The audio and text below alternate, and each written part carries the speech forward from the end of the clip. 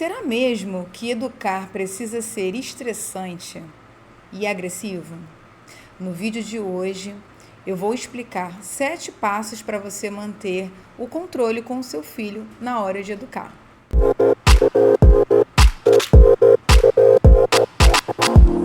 A primeira coisa que a gente precisa fazer e entender é identificar o problema. Não é natural, não é comum, não é normal você pedir qualquer coisa na base de grito. Ficar o tempo todo estressada para você pedir qualquer coisa que você precise, tanto para o seu filho ou para sua filha, independente da idade que ele tenha.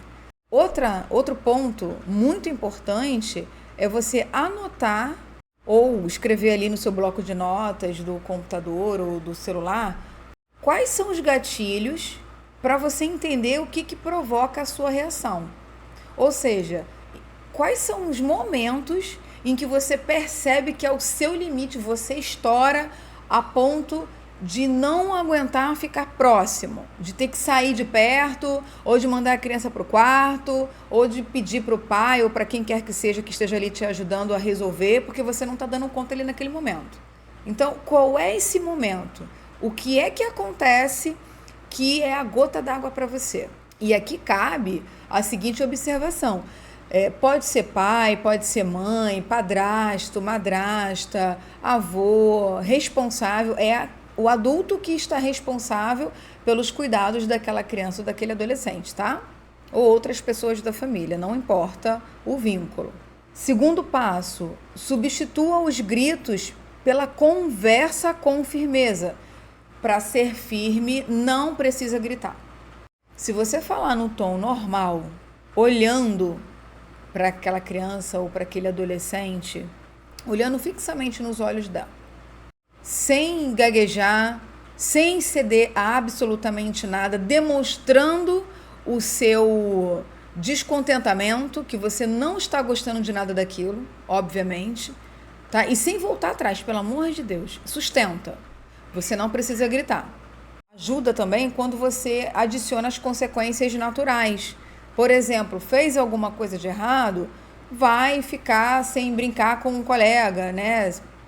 Determinadas crianças costumam se reunir para brincar na casa de alguém, ou alguém vai até a sua casa, né? Ou um passeio que vocês tenham programado para o final de semana, e aí se comportou mal durante a semana, então você não vai. E aí aquelas crianças que já têm celular, você vai pegar o celular e vai ficar sem internet, sem acesso ao celular, somente para questões escolares, caso precise, ou então vai usar o seu, sob a sua supervisão, você vai ficar ali controlando e vai ficar ali tantos dias, né, dependendo ali do que tenha feito, né, vai ficar tantos dias sem acesso, ou então se aquela criança não tem celular e gosta muito do videogame, o ideal é tirar aquilo que gosta demais, né, que seja um lazer. Mas geralmente já funciona quando você tira o celular, quando você tira um brinquedo, quando você tira o videogame, ou aquela criança perde aquele passeio, ou a ida, né, de um amiguinho para a casa de vocês, ou ela ir para a casa de um amiguinho. Então, tem algumas situações que já ajudam a criança ou o adolescente a entender que, poxa, realmente perdi meus privilégios porque eu me comportei de forma errada, né? Eu não deveria ter feito isso, ou fui irresponsável, ou eu respondi minha mãe ou meu pai, independente do que quer que seja.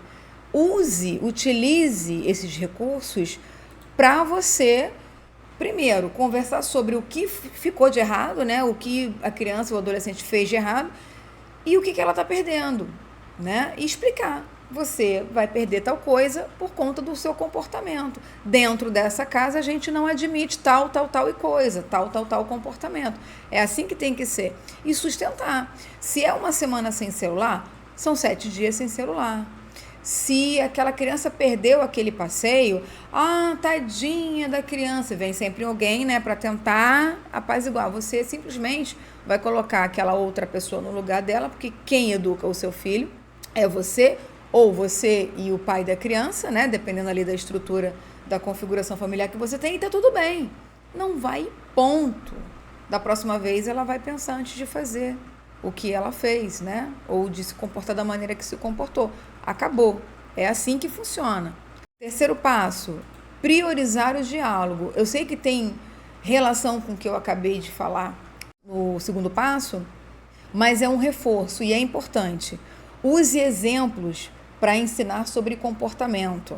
Você, em muitos casos, né, você pai, mãe ou responsável que está ali cuidando dessa criança ou adolescente, precisa, né, trabalhar, comprar alguma coisa na rua, ou vai fazer um passeio, enfim.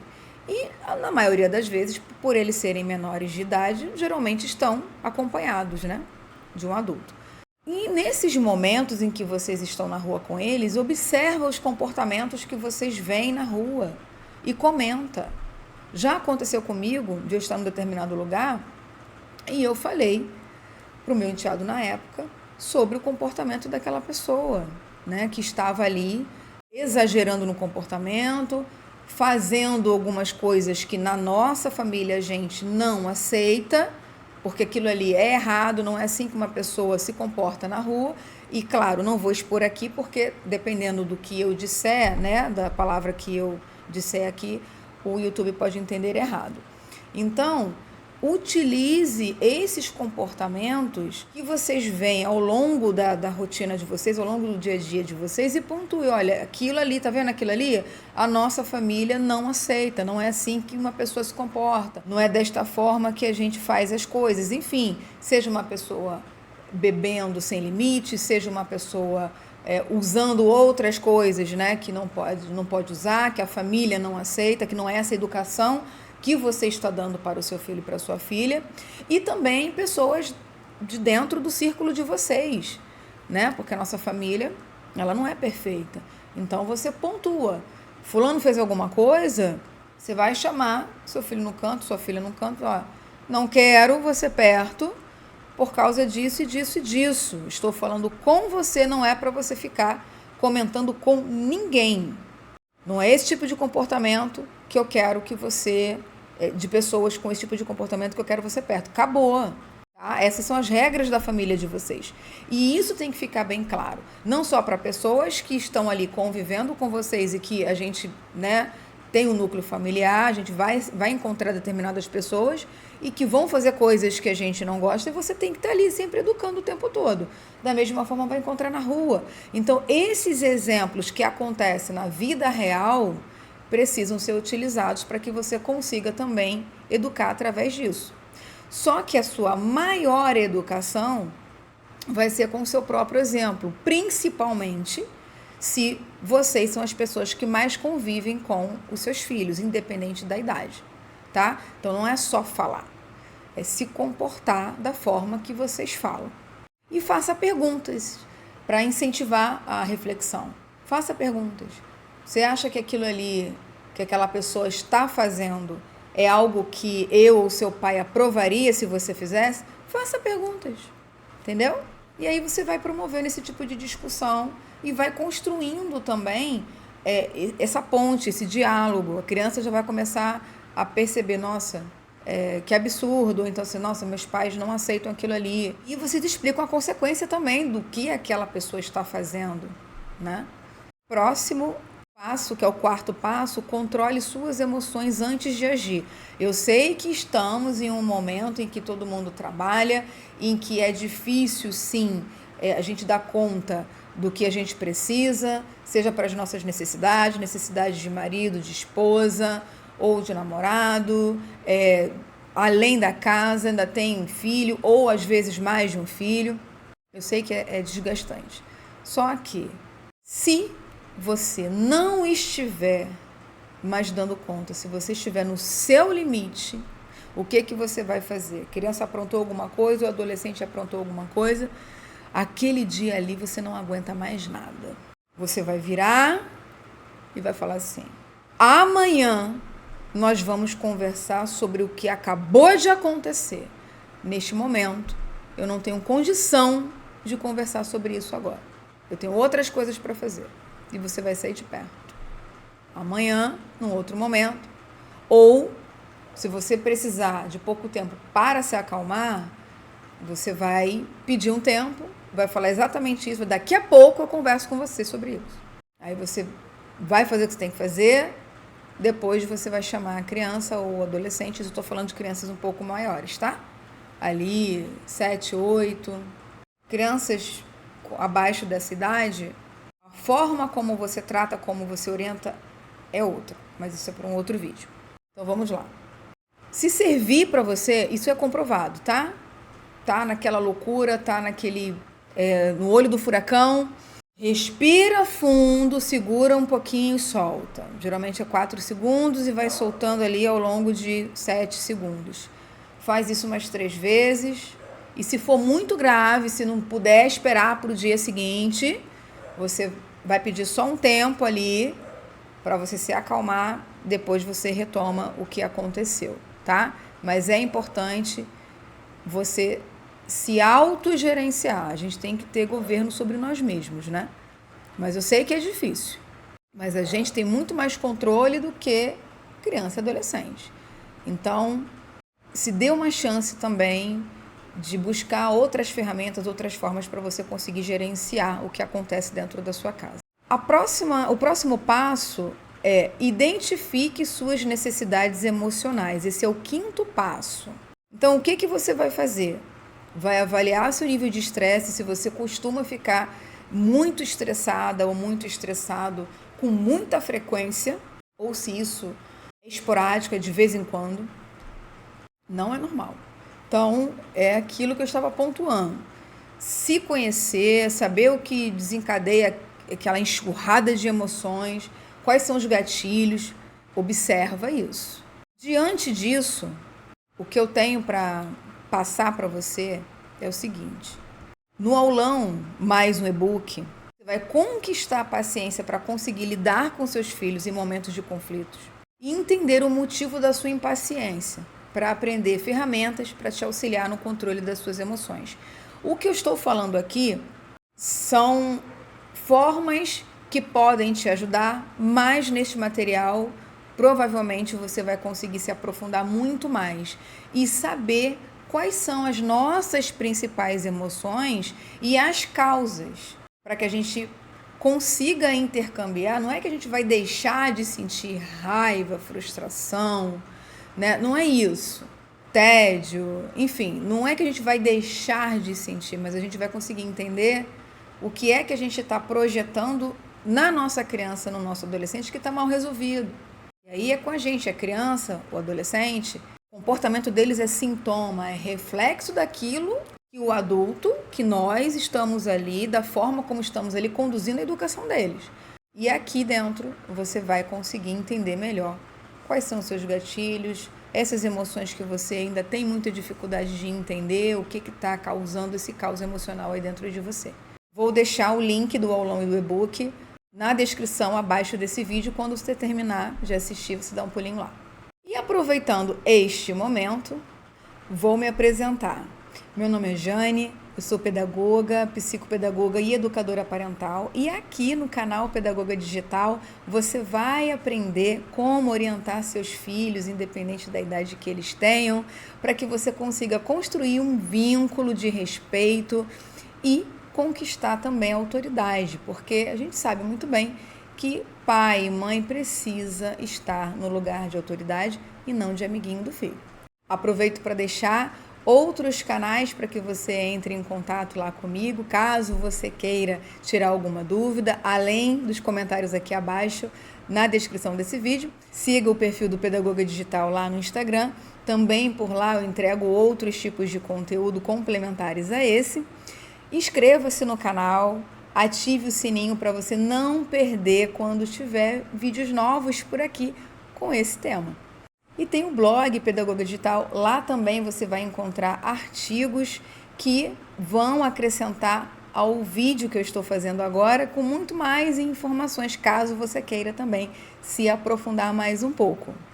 O nosso próximo passo: se exceder, peça desculpas.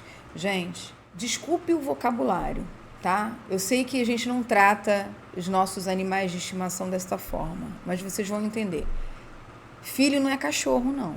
Da mesma forma que a gente trata bem, né, o nosso pet em casa, seja um gatinho, seja um cachorrinho, não é porque é criança, não é porque é adolescente, essa construção lá atrás, bem tradicional, né, desrespeitosa. A criança não tem que querer, sabe, tratar a criança de qualquer jeito. Não, não é assim. Não é para você ser permissivo, deixar fazer o que ela quiser, né, e aí você cria um pequeno tirano em casa. Não é isso. Mas não tem vergonha nenhuma se você percebe que você se excedeu, pedir desculpa para sua criança ou para o seu adolescente. Gente, a gente tem a obrigação de ensiná-los para depois irem para o mundo. Se a gente não faz esse papel, eles vão aprender com quem? Vão aprender da pior maneira.